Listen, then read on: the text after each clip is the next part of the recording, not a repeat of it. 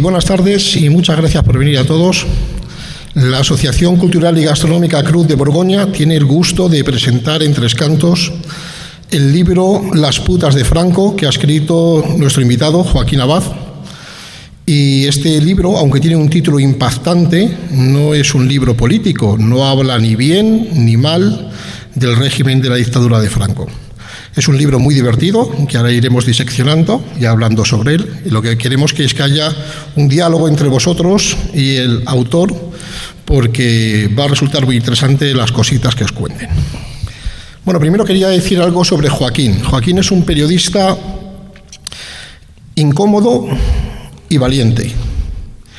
Y estos dos atributos que deberían ser inherentes a cualquier periodista, pues desgraciadamente hoy en día vemos que no lo son a la mayoría de los periodistas, que viven subrogados a las subvenciones de algún partido político o de algún gobierno, ya sea estatal, autonómico o local.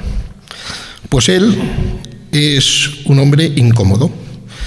Y si busquéis en su bibliografía, veréis que los títulos que ha escrito pues resultan incómodos a muchas personas importantes, como es nuestro querido rey Juan Carlos I.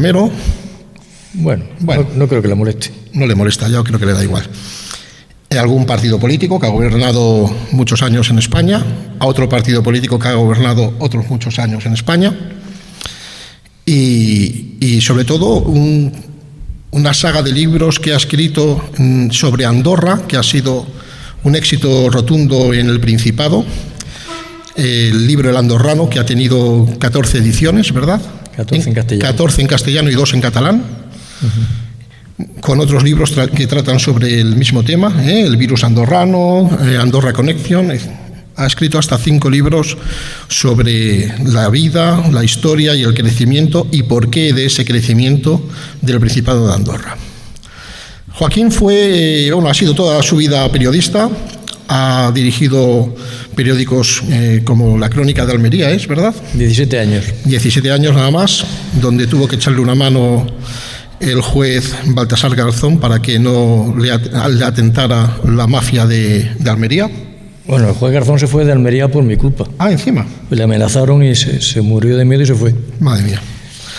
Y hubiera sido mejor que le hubieras dejado en Almería, ¿eh? Tendremos que echártelo en cara. También era el periodista en el Alcázar, del periódico El Alcázar, el día 23 de febrero de 1981, cuando dio el golpe de Estado Tejero en el Congreso de los Diputados. Él estaba allí dentro. Cuando Tejero la Guardia Civil echaron a todos los periodistas, él tuvo la habilidad de quitarse la placa de periodista y mezclarse con los funcionarios de las Cortes, y allí se quedó todo el golpe, ¿verdad? Toda la noche hasta el día siguiente. Hasta el día siguiente. Y Tejero te pidió que hicieras tú un comunicado oficial, ¿verdad? No, que yo hiciera no. O sea, en un momento dado vio que Butanito estaba pegando salto en una furgoneta diciendo la Brunete acaba de entrar, se van a rendir y tal. Y yo miraba y veía que llegaban los de la Brunete y se cuadraban delante de Tejero. Bueno, pues entonces llamó a la Guardia Civil y le dijo que buscaran un periodista para dar un comunicado. El comunicado que daban estos como golpistas, y me lo dieron a mí. Yo fui por teléfono, lo comuniqué al periódico, el periódico dijo que no lo publicaba. Que no lo publicaba. No. Entonces yo lo di a la agencia y lo publicó El País. Muy bien. Bueno, pues esa es la historia de Joaquín. Es decir, ahora mismo está dirigiendo, es el redactor jefe del periódico El Caso. El director. Director del periódico El Caso. En Internet. Y está dedicado a la inteligencia artificial desde hace unos años, que es un mundo muy apasionante y sobre el que le podéis hacer preguntas más adelante también. El libro que vamos a ver hoy, Las putas de Franco, tal como dice su portada o por detrás, dice: muchísimas mujeres, incluso afamadas artistas, durante el franquismo ejercían la prostitución, no en lugares cutres o en barrios bajos, sino en palacetes de lujo, dependientes de algunos ministerios que utilizaban a hermosas damas que se prestaban a agasajar a autoridades extranjeras en sus visitas a España. Cuando yo leí el libro, el primer capítulo, termino el primer capítulo y en voz alta me dije a mí mismo: esto no puede ser verdad. Esto es increíble. Porque claro, Joaquín ha tenido la habilidad, supongo que asesorado por sus abogados o por su experiencia ya como periodista, de no poner los nombres de las susodichas artistas, pero iréis descubriendo cuando leáis el libro que la primera es una señora que se llama Antonia Heredia. ¿Qué es Lola Flores? Pero no lo digas tú todavía, hombre. Sí. Apodada la faraona. Y las cosas que cuenta, pues son cuando menos sorprendentes.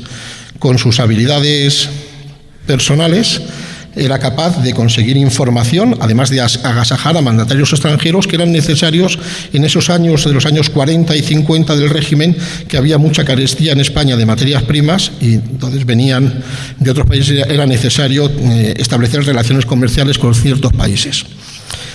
Otra persona que sale, hay 4 personajes femeninos que son para mí apasionantes. La segunda es Lola de Córdoba. Carmen Sevilla. Correcto. Impresionante. Si es verdad lo que pone en el libro, yo, de verdad, es alucinante.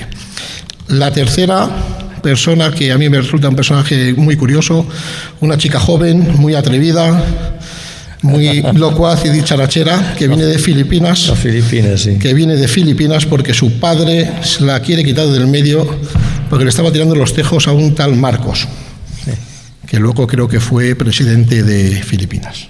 ¿Cierto? Sí. Y esta es, vale, Filipina. La mujer de Julio Iglesias. Vale, correcto. Y la cuarta, que esto ya lo he descubierto hoy, me ha dejado atónito, ¿no? La supuesta sobrina de Franco, una chica que se llamaba Carmen. La nieta de Franco. De verdad, leer el libro. Como dirían los jóvenes, como diría mi hija, lo vais a flipar.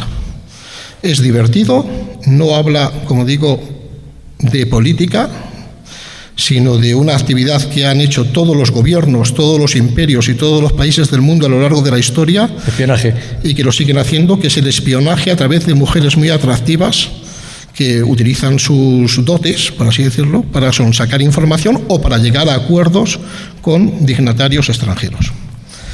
Y nada más. Ya dejo a Joaquín que diga lo que quiera y establecer, como he dicho antes, un diálogo y que preguntéis lo que queráis. Yo cuento cómo surgió este libro. Estaba comiendo con un señor que es un alto, vale, por aquí. Fue un alto cargo en la época de Franco y luego también fue un alto cargo con la democracia, o sea, con el gobierno de la OCDE. Comiendo con él surgió el tema de que nosotros, siendo yo director del caso, sobornado, o sea, teníamos en nómina a un secretario de un juzgado de la Plaza de Castilla y nos facilitó el sumario donde el Ministerio de Hacienda se querellaba con Lola Flores y le iba a meter en la cárcel por un delito fiscal, por un delito económico.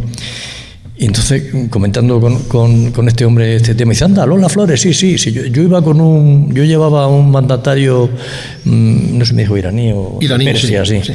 Dice, y lo llevaba a una visita oficial y tal, que estaba aquí en España, y no paraba de darme la paliza que se tenía que acostar con Lola Flores. Y decía, este hombre que dice, que sí, que yo no me voy de España sin acostarme con Lola Flores, que yo me tengo que acostar con Lola Flores. Dice, era un pesado. Y dice, bueno, pues me voy al ministro, cuando lo dejo a este hombre en el hotel, oye, ministro, que este tío dice que quiere irse con Lola Flores y acostarse con ella. Y dice, pues sí, hombre, sí, llévala al palacio, que tu chofer la lleve al palacio de Arapiles y ahí le preparan la cena y llamar a Lola Flores y que vaya. Y dice, ¿qué me dice? Sí, no te preocupes, ella va. En la calle María de Molina. En María de Molina, el palacete de María de Molina, que es muy conocido. Bueno, a partir de allá, pues empecé a hacerme con datos y lo que descubrí fue que había que en aquellos años se utilizaban a todas las señoras que salían en la tele o que eran conocidas y que estaban en la lista del gobierno, que las utilizaban para cuando venía un mandatario extranjero, si quería salir con ella, cenar o lo que fuera, bueno, pues que no había problema. Y lo pagaba el Estado. Así surgió este libro. Pero luego fuisteis avanzando, porque la historia de Puerto Llano... La historia de Puerto Llano está enmascarada en un ministro que fue... ¿cómo se llama? Fue ministro con Franco y ministro con la democracia. Este señor era un ministro muy conocido del gobierno, no voy a decir quién es, no me da un poco cosa, se lió con una señora prostituta que era la hija de la que llevaba un puticlub en Puerto Llano, Casa Pelo, muy famosa. Se llamaba Basilisa del Burgo, varona. La hija era Adriana del Burgo era la madame del hotel del Palace. Tuvo un hijo con ella antes de morir. Y este ministro, entre otras cosas, luego he descubierto que cuando era ministro de Cultura pedía al Museo del Prado obras de arte originales para decorar el ministerio. Llegaban las obras de arte a su despacho y había un policía que era un copista que una obra de arte la copiaba exactamente igual. Y luego había un certificado, un restaurador del museo que certificaba que la obra era de arte, la que estaba falsificada. Entonces, en el ministerio se quedaba la obra de arte falsificada y un tal Aquilino Fernández Maya, que era el amigo de la madame del Palace, se llevaba la obra de arte original a un pazo que tenía en Galicia este señor, vía Portugal.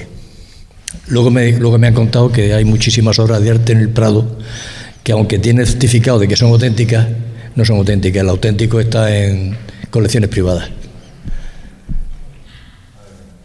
¿Tienes algo que decir de esto, José Luis? En el libro, Joaquín utiliza los nombres reales de tanto los mandatarios extranjeros como de alguna mezcla para que no me como no se de me los encima. Comisarios. Sí, algunos comisarios, tanto hay otro comisario muy bueno en Cataluña que tenía trincado a Jordi Pujol. A Jordi Pujol. Sí, señor. Jordi Pujol, de jovencito, filtraba información al gobierno de Franco de las cosas que pasaban en ese, ¿cómo se llama?, intento de hacer una especie de clandestino, de un movimiento clandestino nacionalista. Sí. Que no le llamas como Jordi Pujol, porque en uno de los últimos capítulos hablas de un industrial textil en Sabadell, que también, sí, según el libro, participa de ese movimiento clandestino que quería restaurar el catalán, que se hablara en catalán y demás. Eso era muy común. Era muy común. Lo único que dice el libro, si es cierto, en favor, si se puede decir en favor del régimen de Franco, en esos últimos capítulos, es el tema de las viviendas sociales. Sí. Que al construir las viviendas sociales, lo que me has dicho antes, el Instituto de la Vivienda, pues se sacaron a muchos obreros de Chabola, sobre todo en la zona de Sabadell y Martorell, toda la zona textil. En Cataluña hubo una gran oposición de los empresarios a estas viviendas porque ellos le ganaban mucho dinero a alquilarle chabolas a los obreros que iban de Andalucía o de Murcia, y mucha parte del salario se la llevaba el alquiler. Entonces, cuando Franco empezó a poner viviendas, estos se molestaron mucho porque les quitaban ese negocio que tenían. Sí, porque lo que le cobraba el Estado en ese momento era el 10% de su salario. El 10% del sueldo, lo que más o menos salía. Hasta que pagaran la casa. Tardarán... No, 10 años era. 10 años. 10 años, sí. Bueno. Igual que ahora. Lo mismo que ahora, el 10%, sí. Sí. Sí, pues en aquellas fechas, cuando pasó aquello, por lo que tengo yo entendido, los industriales catalanes que tenían en nómina a los obreros andaluces y tal, se molestaron mucho por lo de las viviendas. O sea, les molestó bastante que el régimen les pusiera viviendas tan baratas.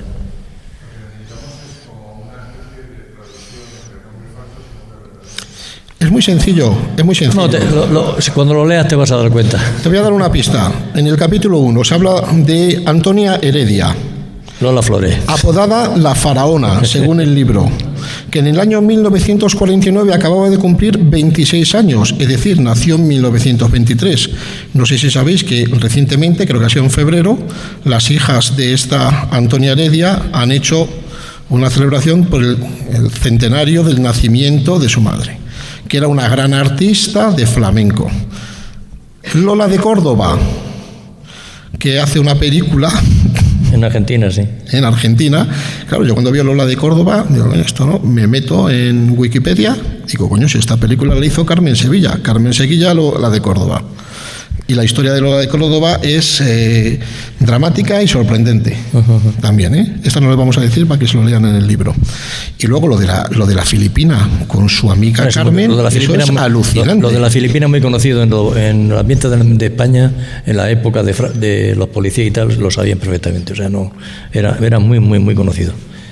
Iba mucho a un garito que había en Moncloa, un piso de lujos de estos, y ahí iban muchos catalanes y elegían, oye, que vengas, que viene un industrial catalán que quiere estar con vosotras, y esta, pues, si les gustaba el catalán, pues decían que sí, si no, no.